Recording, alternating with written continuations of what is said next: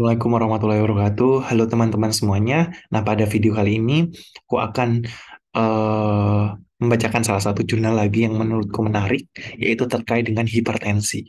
Nah, karena di sini aku mendapatkan salah satu ilmu baru yang mungkin teman-teman semuanya bisa dapatkan juga gitu, terkait dengan eh, artikel ini gitu. Nah, ini aku ambil dari salah satu jurnal dari IDI Indonesia atau Ikatan Dokter Indonesia, Jurnal Indonesian Medical Association yang diterbitkan pada tahun 2019. Eh, ini ditulis oleh Dr. Bayusi Eka Putra, spesialis jantung pembuluh darah, dengan judul Kunci Penanganan Hipertensi Refrakter, Mendalami Entitas Hipertensi Esensial dan Sekunder. Nah, teman-teman bisa langsung cek sumbernya sudah saya cantumkan ya, atau langsung cek di jurnalnya. Nah, di sini mulai dari entitas dan prevalensi hipertensi refrakter. Hipertensi itu merupakan salah satu kondisi yang memiliki faktor resiko utama terjadinya penyakit kardiovaskular atau jantung pembuluh darah. Nah, prevalensi hipertensi di negara berkembang termasuk Indonesia itu mencapai 25 sampai 40-an persen pada laki-laki. Jadi lebih banyak berjenis kelamin laki-laki daripada perempuan. Nah, sedangkan di negara maju prevalensinya itu mencapai 20% sampai 30%.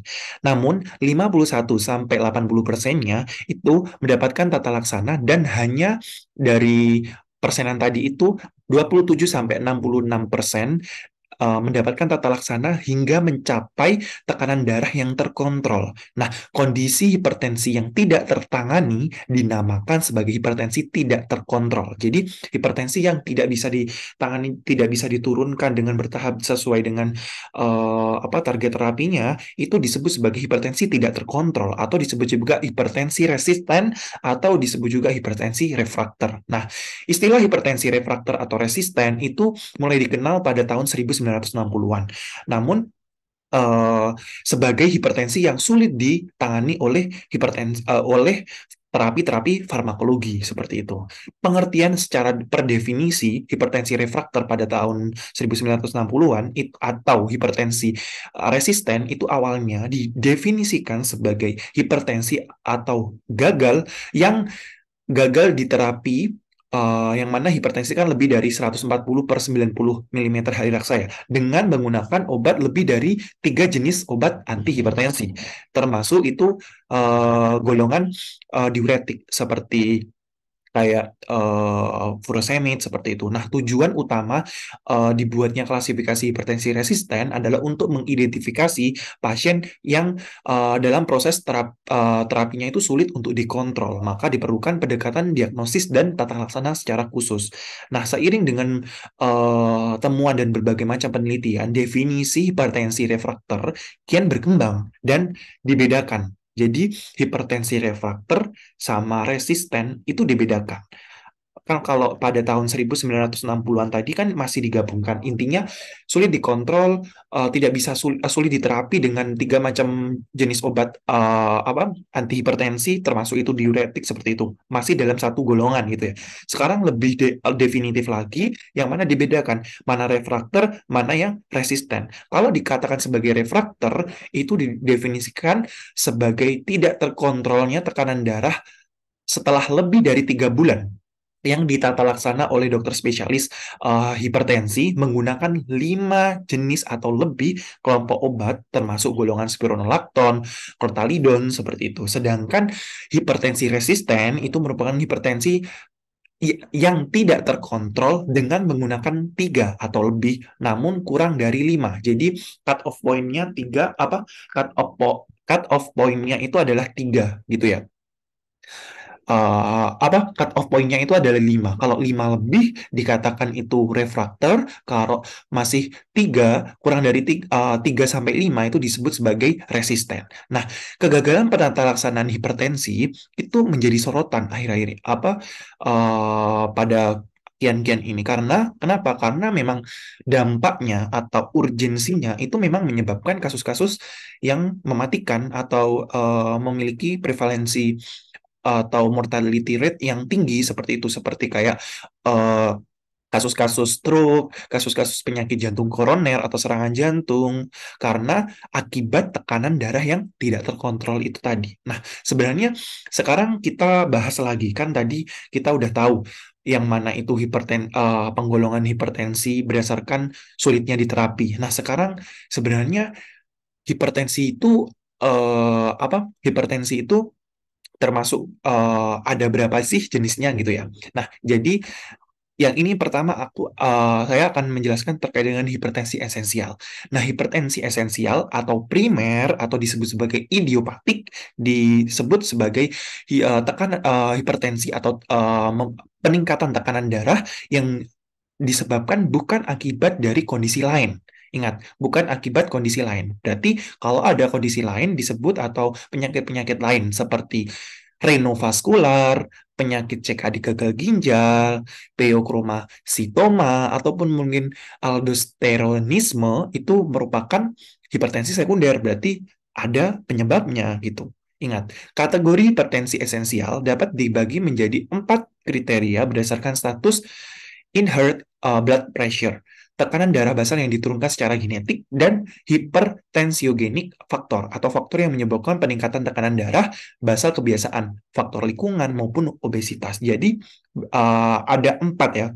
Tadi ada 4 kriteria untuk membagi hipertensi esensial itu. Jadi seorang dokter menemui pasien dengan peningkatan tekanan darah, dengan peningkatan tekanan darah itu kita bisa ukur dan masuk dalam kategori mana apabila memang kriteria eksklusinya itu memang sudah dieksklusi, yaitu adanya penyakit mendasari seperti rinus vaskular, gagal ginjal, dan lain sebagainya seperti itu.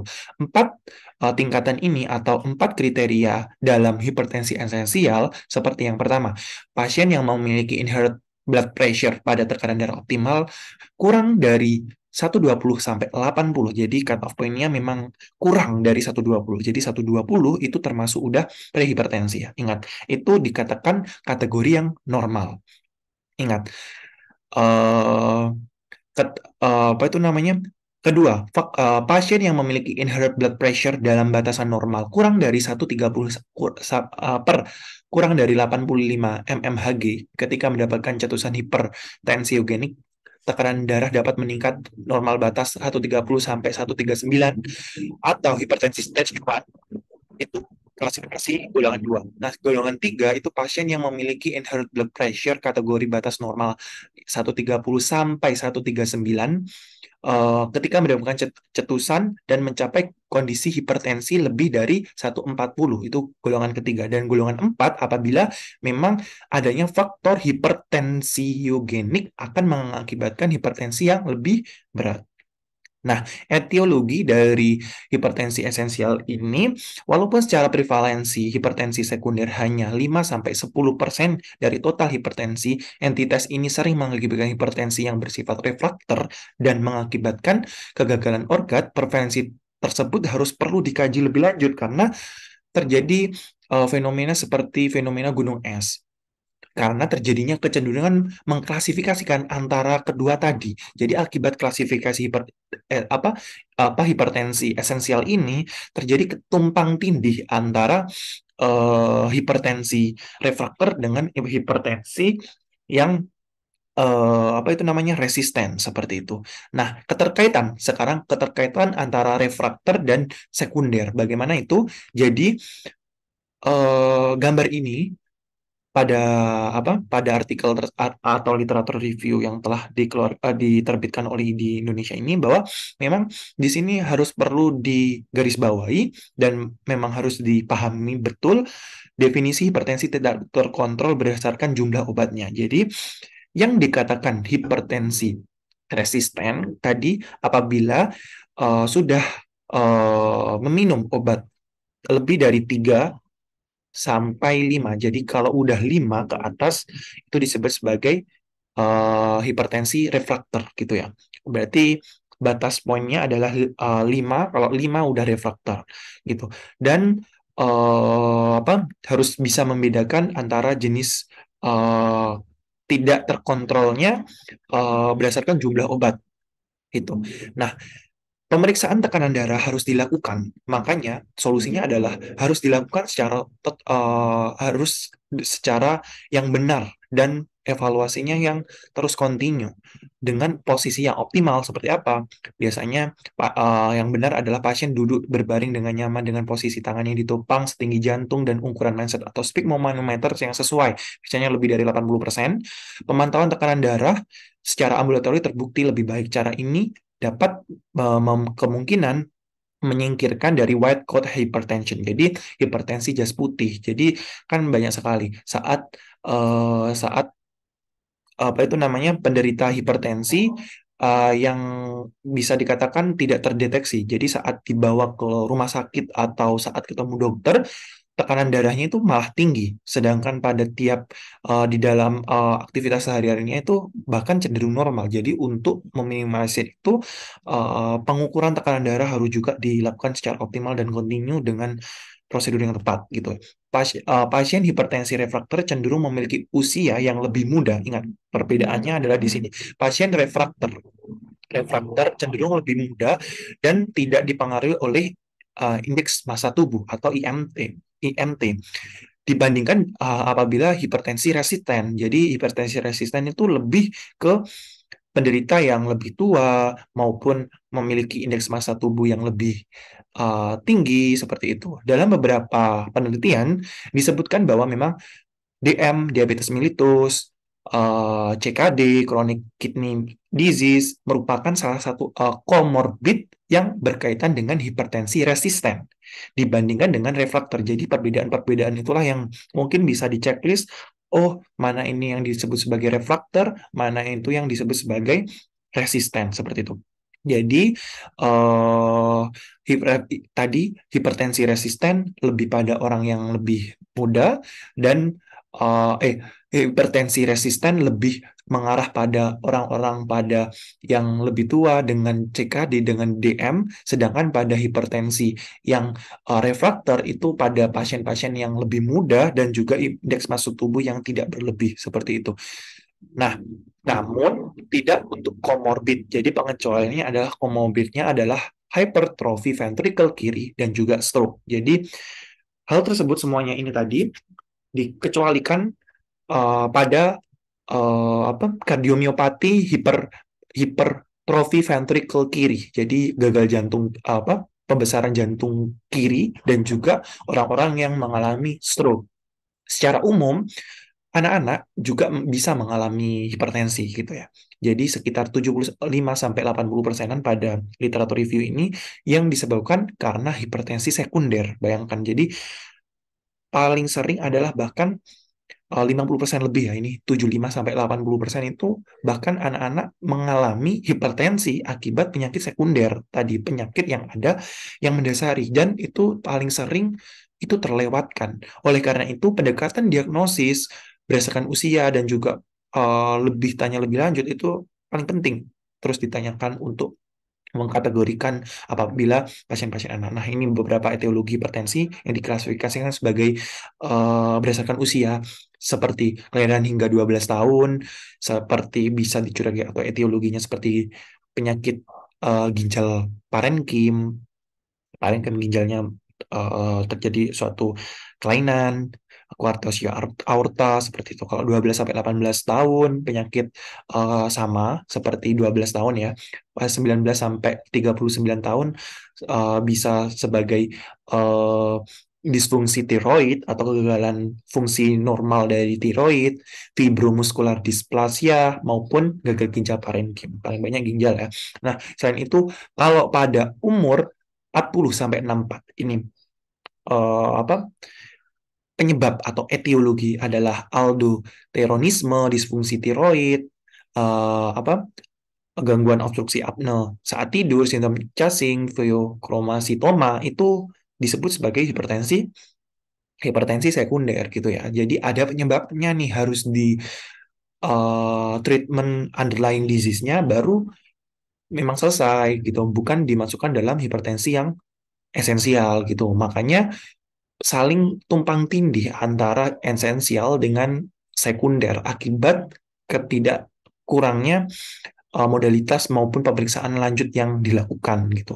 Kalau usia 65 pastinya lebih mengarah ke penyakit jantung koroner atau penumpukan plak seperti arteriosklerosis, gagal ginjal, hipotiroid, maupun stenosis arteri renalis atau penyempitan arteri di mengarah ke ginjal gitu. Jadi keseluruhan pendekatan penunjang sesuai etiologinya harus dilakukan sedini mungkin dan dilakukan secepat mungkin untuk mengidentifikasi underlying disease-nya. Itu untuk mengatasi resistensi maupun refraktori dari hipertensi itu sendiri. Nah, dengan demikian, salah satu kunci penataksaan pasien hipertensi refraktor mencari tahu underlying disease-nya. Jadi tidak terpaku hanya diagnosis hipertensi esensial. Jadi karena keterbatasan Indonesia terkait dengan menunjang maupun di daerah-daerah terpencil yang khususnya itu terkait dengan apa mencari dia penyakit-penyakit sekunderi tadi itu ya paling sering ya akan dimasukkan ke hipertensi esensial gitu. Padahal ada penyebabnya yang perlu diberesin nih gitu.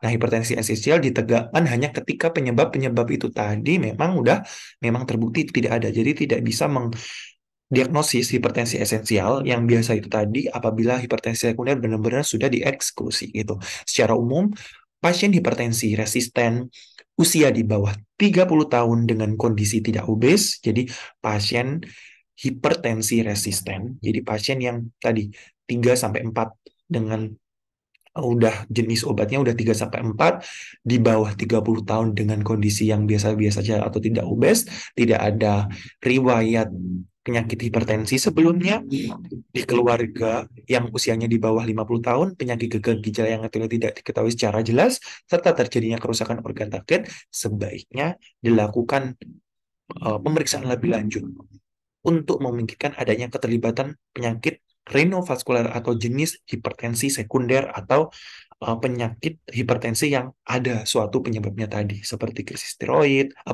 disfungsi tiroid dan beberapa yang menyebabkan atau underlying disease-nya tadi. Nah, mungkin itu teman-teman dari apa literatur review yang telah dikeluarkan oleh Dr. Bayusi Eka Putra ini kunci penanganan hipertensi refraktor yang membuat kita lebih lebih sedikit tahulah dalam artian oh ternyata hipertensi tidak semudah itu untuk pemberian kontrol terapi terus-menerus dengan penambahan jumlah obat mulai dari satu jenis obat, dua jenis obat CI inhibitor, mulai masuk ke diuretik dan lain sebagainya sampai lebih dari 5 obat, tapi nggak selesai-selesai. Ternyata ada underlying disease-nya atau penyakit eh, hipertensi sekunder yang perlu dibenahi gitu. Nah, ini itu saja teman-teman dari journal reading atau ya sedikitlah eh, pengetahuan tambahan gitu yang dapat saya sampaikan. Kurang lebihnya mohon maaf. Apabila ada komentar dan lain sebagainya atau saran, masukan bisa komen di bawah ya. Oke, kurang lebihnya mohon maaf. Assalamualaikum warahmatullahi wabarakatuh.